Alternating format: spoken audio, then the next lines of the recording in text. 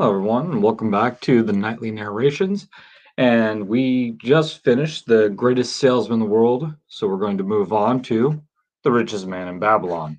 Um, Great book, read it many, many times. Haven't read it recently, and this is a different copy, so it might be a little weird for me. I'm used to a smaller book, but I want to read this first part because it kind of sets the precedence for the rest of the book. Money is the medium by which earthly success is measured.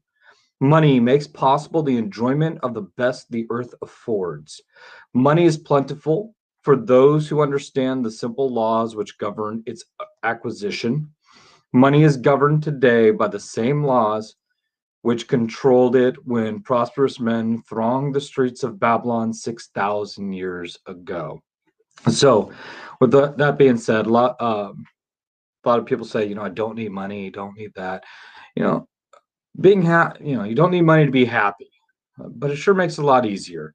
Uh, Zig Ziglar, I'm trying to remember his quote exactly, but he stated that money's not what was it? Money's not important, but it's essential, just like oxygen. We kind of need it to live in the world we have today. So if we can accumulate it in an easy fashion and just use it for what it is, a tool, then it'd be great. So let's read about the richest man in Babylon and see how money works. So, first chapter, the man who desired gold. Banser, the chariot builder of Babylon, was thoroughly discouraged. From from his seat upon the low wall surrounded his property, he gazed sadly at his simple home and the open workshop in which stood a partially completed chariot. His wife frequently appeared at the open door. Her furtive glazes in his direction reminded him that the meal bag was almost empty and he should be at work finishing the chariot, hammering and hewing, polishing and painting, stretching taut the leather over the wheel rims, preparing it for delivery so he could collect from his wealthy customer. Nevertheless, his fat, muscular body sat stolidly upon the wall. His slow mind was struggling patiently with a problem from which he could find no answer. The hot, tropical sun, so typical of this valley in the Euphrates, beat down upon him mercilessly. Beads of perspiration formed upon his brow and trickled down unnoticed to lose themselves in the hairy jungle of his chest. Beyond his home towered the high terraced walls surrounding the king's palace. Nearby, cleaving the blue hev- cleaving the blue heavens, was the painted towers of the Temple of Bel. In the shadow of such grandeur was his simple home and many others far less neat and well cared for. Babylon was like this, a mixture of grandeur and squalor, a dazzling wealth and dearest poverty, crowded together without plan or system within the protected walls of the city. Behind him, had he cared to turn and look, the noisy chariots of the rich jostled and crowded aside the sandaled tradesmen as well as the barefooted beggars.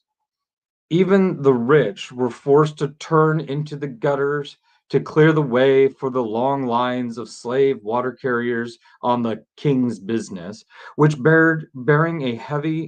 bearing a heavy goat skin of water to be poured upon the hanging gardens.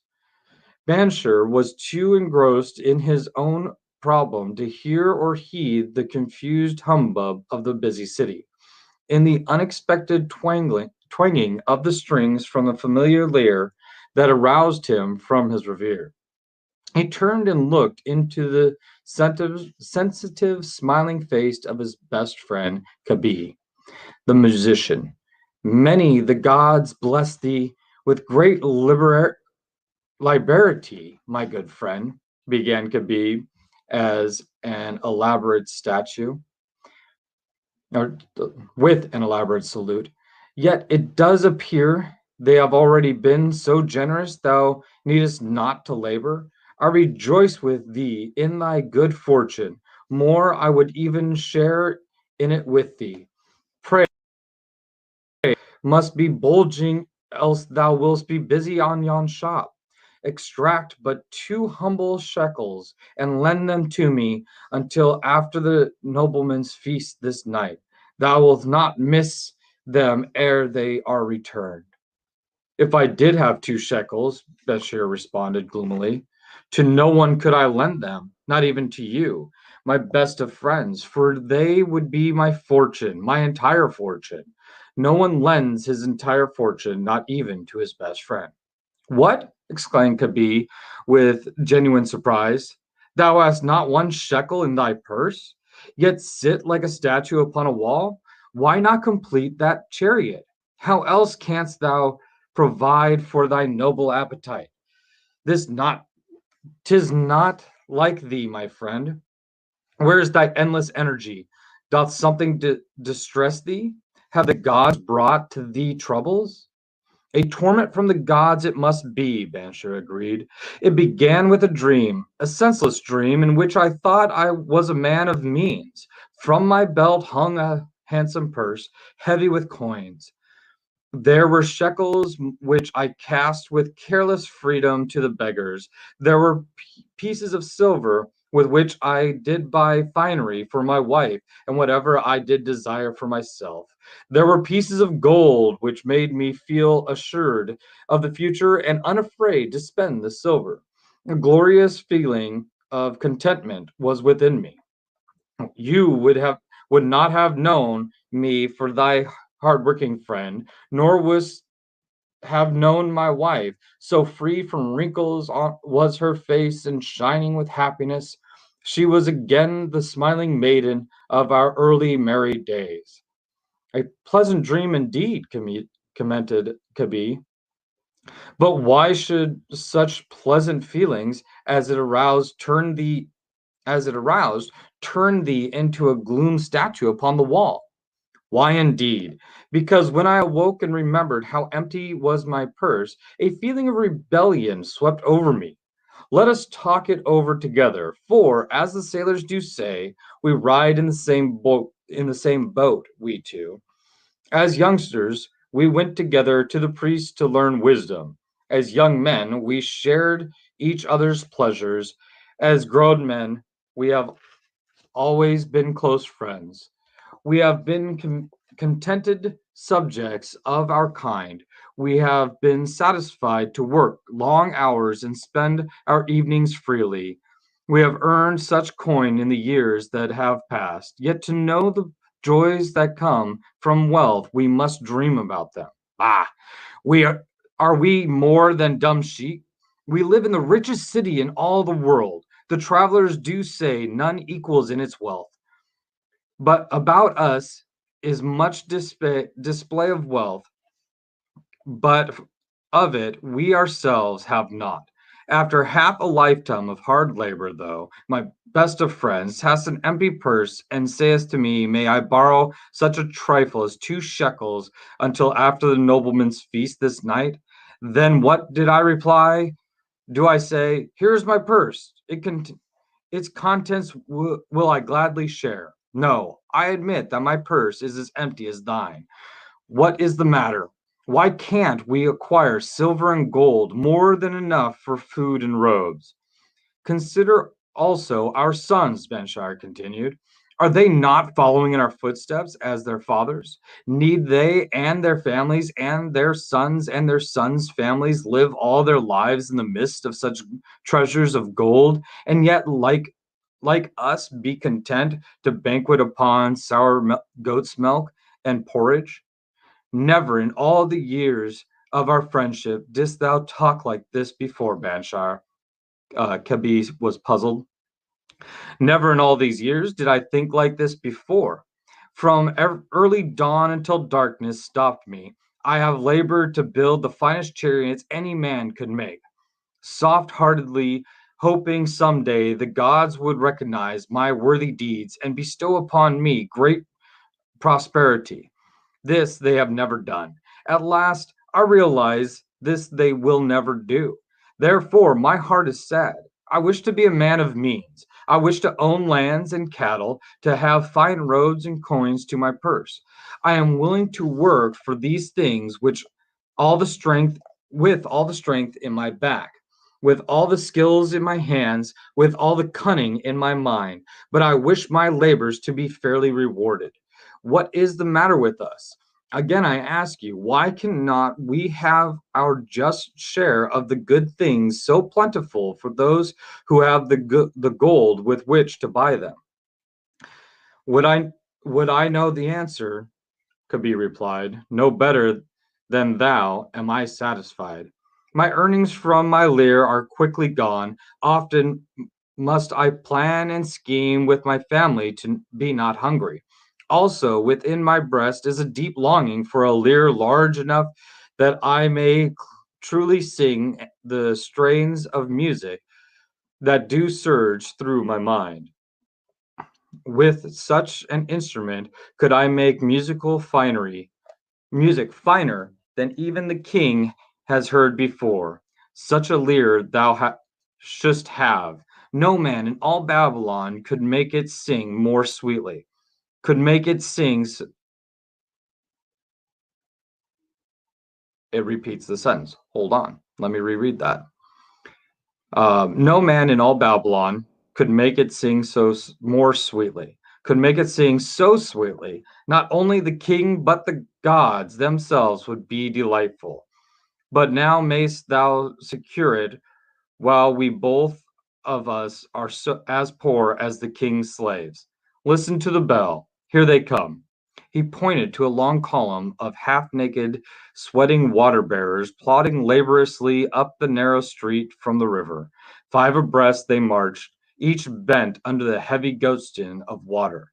A fine figure of a man, he who doth lead them, Gabi indicated the wearer of the bell who marched in front without a load.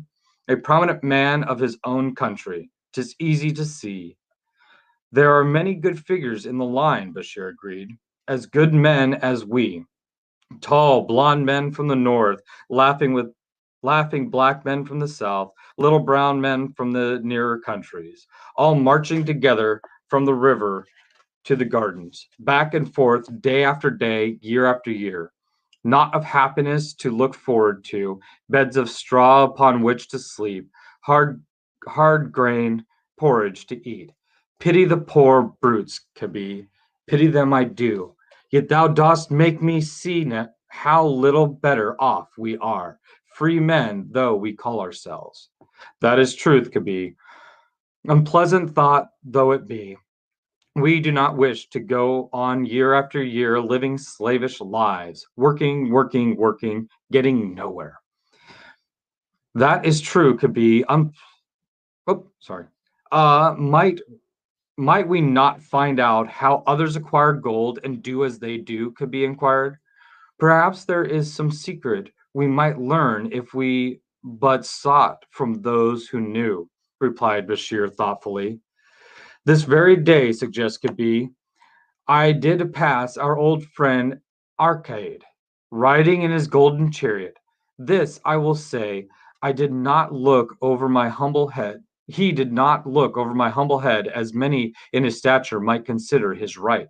Instead, he did wave his hand that all onlookers might see him, pay greetings, and bestow a smile of friendship upon Kabi, the musician.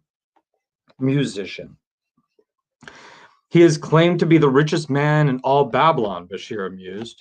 So rich, the king is said to seek his golden aid in affairs of the treasury, Kabir replied. So rich, Bashir interrupted, I fear if I should meet him in the darkest of alleys, I should lay my hands upon his fat wallet. Nonsense, reproved Kabir. A man's wealth is not in the purse he carries. A fat purse quickly empties if there is no golden stream to refill it. A Kid has an income that consistently keeps his purse full, no matter how liberally he spends. Income, that is the thing ejaculated Bashir. I wish an income that will keep flowing into my purse, whether I sit upon the wall or travel to far lands. Arcade must know how a man can make an income for himself. Dost suppose it is something he could make clear to a mind as slow as mine? Methinks he did teach his knowledge to his son, Nomashir, Kabir responded. Did he not go to Nineveh and, so it is told at the end, become, without aid of his father, one of the richest men in that city? Kabir, thou bringest to me a rare thought. A new light gleamed in Bashir's eyes. It costs nothing to ask wise advice from a good friend, and Archaean was always that. Never mind though our purses be as empty as the falcon's nest of a year ago. Let that not detain us. We are weary of beings without we are weary of beings without gold in the midst of plenty. We wish to become men of means. Come, let us go to Arcad and ask how we also may acquire income for ourselves. Thou speakest with true inspiration, Banshir, though bringeth to my mind thou bringeth to my mind a new understanding. Thou makest me to realize the reason why we have never found any measure of wealth. We never sought it. Though thou hast labored plentifully to build the stoutest chariots in Babylon. To that purpose was devoted your best endeavors. Therefore, as it thou didst succeed, I strove to become a skillful lyre player, and I did succeed. In those things toward which we exerted our best endeavors, we succeeded. The gods were content to let us continue thus. Now, at last, we see a light, bright like the form of the rising sun. It biddeth us to learn more, that we may prosper more. With a new understanding, we shall find honorable ways to accomplish our desires. Let us go to Arcad this very day, Bashir urged. Also, let us ask our friend to our boyhood days, who have fared no better than ourselves, to join us, that they too may share in his wisdom. Thou wert ever thus thoughtful of thy friends, Banshir. Therefore hast thou many friends.